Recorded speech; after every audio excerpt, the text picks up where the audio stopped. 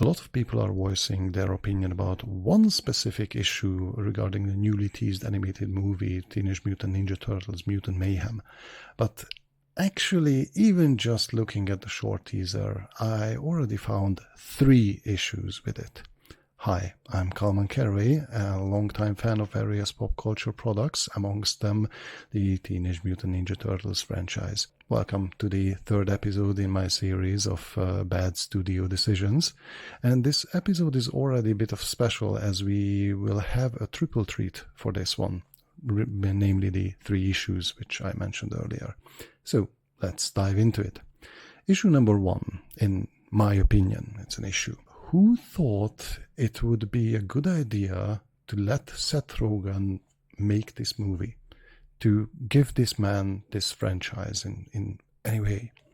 Now, why would this be an issue? Okay, let's go through this. Anyone remember the last animated projects that he was involved with? Invincible? Highly popular gore fest, to be honest, with a major character twisted into one of the most despised animated beings of human history.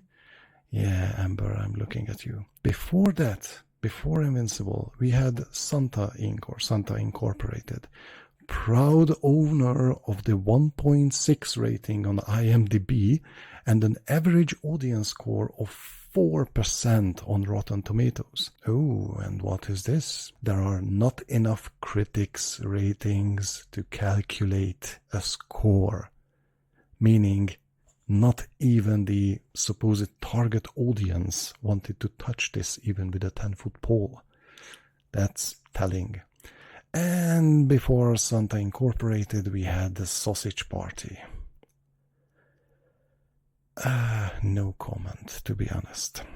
So, we have someone who specializes in violent, gross, offensive, divisive, and most of the time just plain unfunny products.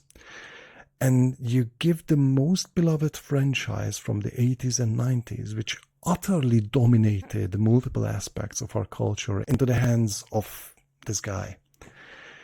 Do you expect anything good to come out of it?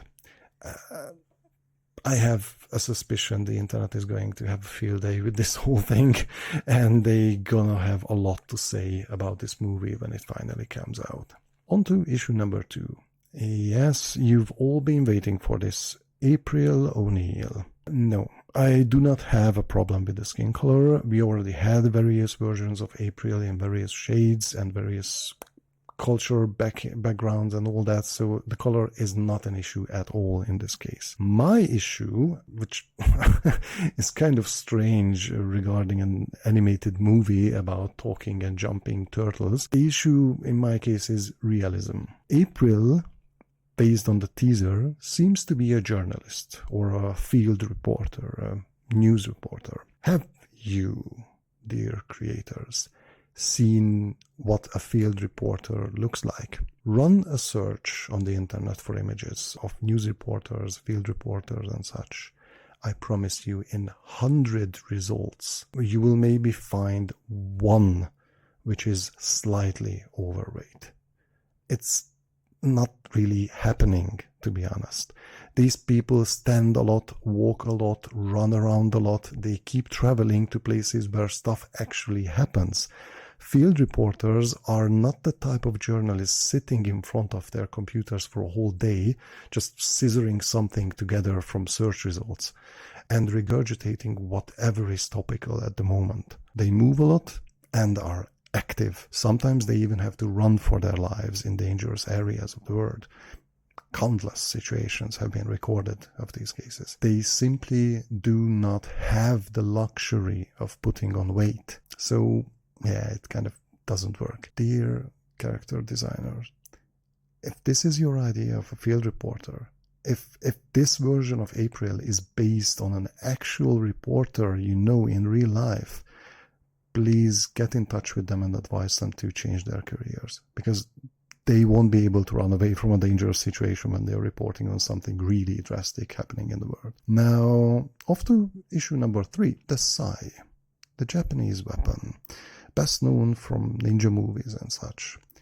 Dear Hollywood, once and for all, The sai is not a pointy, sharp weapon. It is not a three-bladed knife. It is a weapon not to cut or stab anything. It was designed to defend against swords, to disarm and or subdue an opponent without major injury.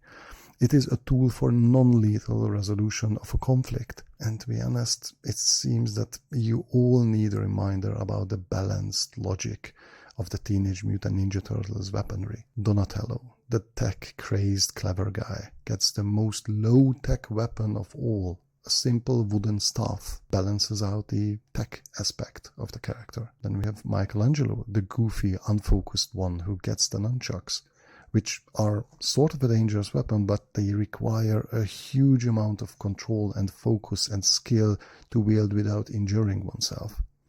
Balances out the character's aspect. Then we have Leonardo, the most restrained, controlled and measured one, who gets the most lethal weapons, the two swords, because he's the one who's able to handle the responsibility which comes with them. Balances out the character perfectly. And then we have Raphael, the most aggressive, frustrated, out of control loose cannon of the group. He gets the shortest, bluntest and most defensive weapon of all the four. You cannot generate as much momentum with a sai as you can with a long staff. You don't have to focus on the swinging action of the nunchucks. You don't have to be aware of the cutting and stabbing effect of the swords. Sais were given to Raphael to put a brake on his violent nature. Giving him these monstrosities in this movie destroys the whole balance of the character and shows that yet again we have a product by people who do not know anything in depth of the original IP. So that's what you can expect nowadays. These will be my 3 issues based on the teaser. Hope there will be some changes until it comes out, or at least the creators will learn a few important lessons for the future. And I hope you enjoyed this video. Please comment as much as you like, if you agree, if you disagree. I'm really curious about how you see these issues, or if you have any issues with this movie. If you like this video, then likes are highly appreciated. If you would like to see more of this kind of content, then please subscribe or activate the notification bell. Also, if you know someone who would benefit from this kind of video, then please share the link with them. And in case you wish to support me through any other channels, then you can do that via Patreon, where I'm sharing exclusive content and early access.